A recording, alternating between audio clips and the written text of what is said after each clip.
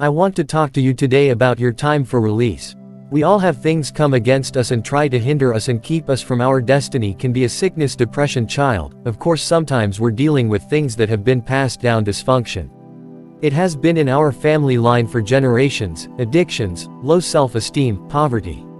It's easy to accept it and think that a lot in life. But God didn't create you to live restricted, bound, or broken. That may be the way it's been, but that's not the way it's going to stay. God has already ordained these times of release, times where He loses you from what's holding you back, times where He breaks chain, frees you from the sickness, delivers you from oppression, stops the dysfunction. And yes, we all go through seasons of struggle. We have to endure and do the right thing when it's hard, can seem like the opposition is winning. We've done what we can and on our own, but we're not able to change. The good news is you're not on your own. Jesus came to take off of you what the enemy put on you. He came to free you from what bound you, to lose you from what restricting you. Everything that's limiting you has no right to stay. You are God's property. You're about to come into supernatural release. Something you couldn't make happen looks like it's permanent. Thoughts will tell you you'll always struggle with that sickness. You'll always be addicted. You'll always be broken, depressed, angry. Get ready. Release is coming. Release from sickness and chronic pain. Release from poverty and lack. Released from depression and anxiety. Released from loneliness, unfulfilled relationships. Released from generational dysfunction. Those forces are being broken right now. You being released into freedom, released into wholeness, released into abundance. You're going to see beauty for the ashes, joy for your mourning. It's a new day. Change or break. It was or coming down. It's your time for release. 3 Hebrew teenagers wouldn't bow down to the king's golden idol. He was so upset he had their hands and be bound with ropes. The guards wrapped that rope around again and again, made sure they couldn't get free. Then they threw them into a fiery furnace. Was so hot when the guards put them in, the guards were killed. Seemed like an impossible situation. Teenagers were bound, no way to get loose in their natural. This would certainly end their life. But in that furnace the fire didn't burn, their skin didn't burn, their clothes didn't burn, their hair. The only thing that burned were the cords that had them bound. God were showing us there's no bondage the enemy put so new that he can't break. There's no addiction, no depression, no sickness that can hold you down. Yes, there will be opposition. The enemy will try to buy and restrict. Sometimes it seems permanent. Medical report is not good with a man. I'm restricted by this cancer.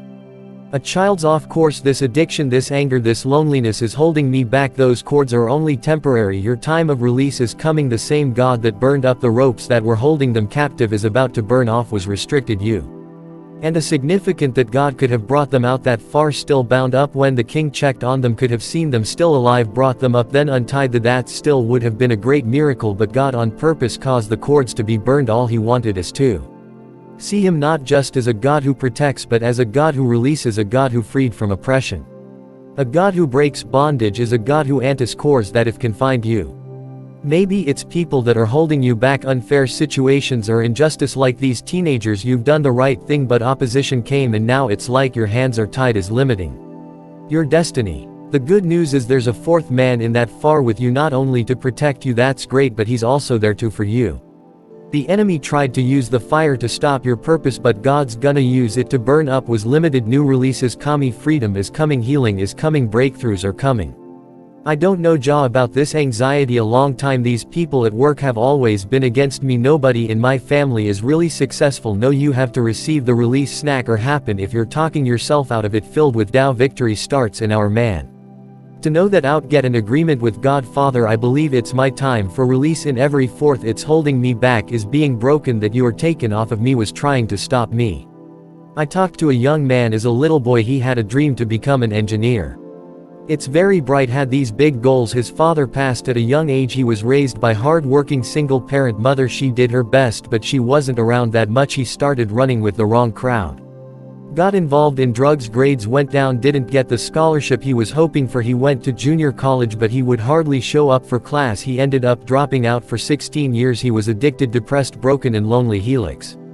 After that was his lot in line. He knew it was his fault. He didn't make good choices. He's flipping through the channels one night and he heard me talk about how you're never too far gone, how God can free you and put you back on course and still make something great out of your life. Something came alive on the inside. He never heard anyone speak faith over him. That night he gave his like decries. Not only did he feel that hopelessness lived off the him, but he was completely freed from that addiction. He had tried to break it again and again, no success, but in one moment he was free. What happened? He came into his time of release. What you couldn't do on your own, God is going to make happen for you. He's gonna take off of you what was put on you, the addiction, the shame, that a fee. Maybe too much for you, but it is not too much for our God. He knows what you struggle when He sees what's hindering you, what's keeping you from your dreams.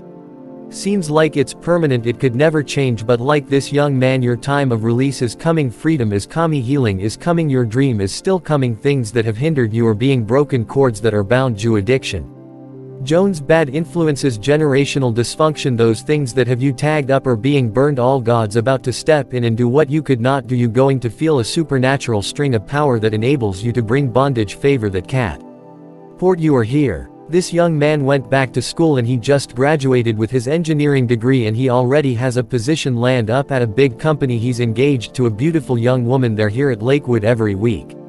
He said, Joel, I never dreamed after all I've been through I could be this happy, this blessed, this fulfilled. That's what happens when God takes off of you what's hindering you, when He frees you from what restricting you. You're not doing like on your own. There is a power or at work that's for you that is far greater than any power that's trying to stop you. Know sometimes we find ourselves in the furnace like these teenagers. Tata, we can't get loose on our own, but that fourth man will show up.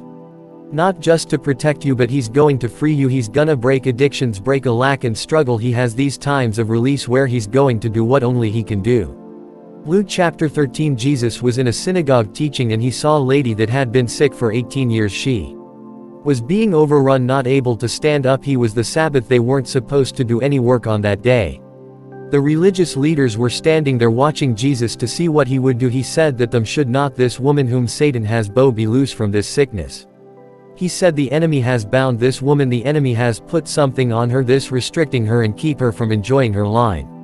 No need to see sickness and anything this limiting you is not welcome. It's all foreign territory. You a body is a temple of the Most High God.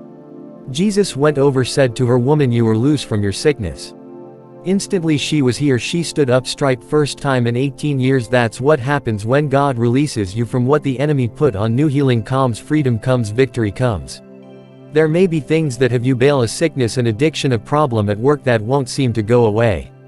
You've tried to get for a method as help. God is saying to you what He said, that this woman you were loose from was hindering you. This is your time of release. That sickness is not permanent. You are loose from that cancer. Depression is not how your story, and you are loose from that depression. Now receive the release. You may not feel any different. You may not see anything changed, yet you have to walk by faith and not by sight. Father, thank you that I am healed. They get that I am for a thank you there. My child is on course. Gotta believe that every bondage has been taken off of me. What's significant is it wasn't up to the woman to get free from what had her bound. She had tried for 18 years in our own strength, her own efforts. She wasn't able to, but God has these moments where He says enough is enough. I'm going to free from what hindering you. I believe today is your time of release. You're going to see things begin to improve. What's been a struggle in the past is not going to be a struggle anymore. You are being loose from the lack. Can't seem to get ahead. Take one step forward, two steps backward. Like that spirit of not enough follows you around today. That bondage has been broken. You're going to land and not borrow. What you charge will cross for Him. Succeed. Good breaks are going to find you. You will be the head and not the tail. How did this happen? In your own power? No, God stepped in and said you are loose from that bondage. Brenda mom was perfectly healthy, in his 40s, has a beautiful wife and children. He went in for a routine checkup, discovered that he had stage 4 cancer. Flutie MD Anderson here in Houston got a second opinion. They confirmed that gave in less than 2 years to live, and he put up scriptures all over his house like my mother did. I will live and not die. God is restoring health back in the me. He knew that God was in control, that He had the final say. He took the treatment. It slowed things down, but the prognosis still wasn't good. He was scheduled to come to town for surgery, and they were hoping to remove some of the cancer and possibly give him more time. The special made it very clear, or only talking about a few more months. I spoke with him the day before the surgery. Yeah, he was very concerned. He was a believer, but you know he's a little bit worried. The next day he called me and could hardly speak. He's a Joel, when they opened me up they couldn't find any cancer in my body. The doctors were totally baffled. The main specialists, who comes from a different faith, wrote on his chart this had to be divine intervention. When God says you are loose from that affliction, all the forces of darkness cannot stop you.